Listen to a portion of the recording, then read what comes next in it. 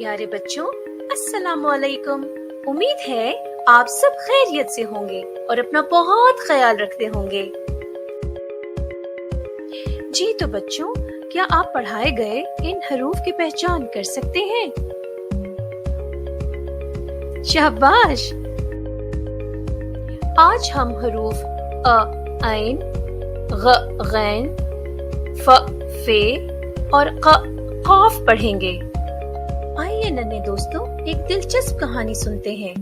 आलिया और कासिम अपनी ईदी को लेकर बहुत खुश थे। आलिया ने अपने सारे पैसे जमा कर लिए, लेकिन कासिम ने इलाके की महंगी दुकान से कमीज, फुटबॉल और ऐनक खरीद ली और ज्यादातर पैसे खर्च कर दिए। खरीदारी के बाद कासिम ने सोचा कि क्यों न ठंडी कुल्फी और फालसे का शरबत पिया जाए, लेकिन उसकी नजर फवारे के पास एक औरत पर पड़ी जो गालीचा साफ कर रही थी और पास खड़ा बच्चा गुब्बारे बेच रहा था जो बहुत उदास था। ये देखकर कासिम को अपनी फजूल खर्च की आदत पर बहुत अफसोस हुआ।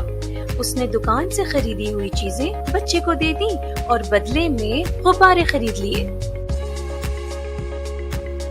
घर जाते वक्त आलिया का फोन आया और उसने अपने लिए कलम और कैंची मंगवाई। कासिम ने घर जाकर कैंची और कलम आलिया को दी और सारा किस्सा अम्मी को सुनाया, जिससे वो बहुत खुश हुई। जी तो बच्चों बताइए, आलिया की आंखों पर क्या है? ऐनक। बच्चे के हाथ में क्या है? गुब्बारे। ये कौन सी चीज है जिसमें से पानी बह रहा है?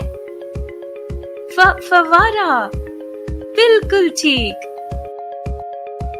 आइए बच्चों, इन हुरूफ को लिखना सीखें। आइन सतर से आधा ऊपर आधा नीचे, फिर दोबारा ऊपर लेकर जाएं। गैन बिल्कुल वैसे ही लिखा जाएगा, ऊपर एक नुक्ता लगा दीजिए।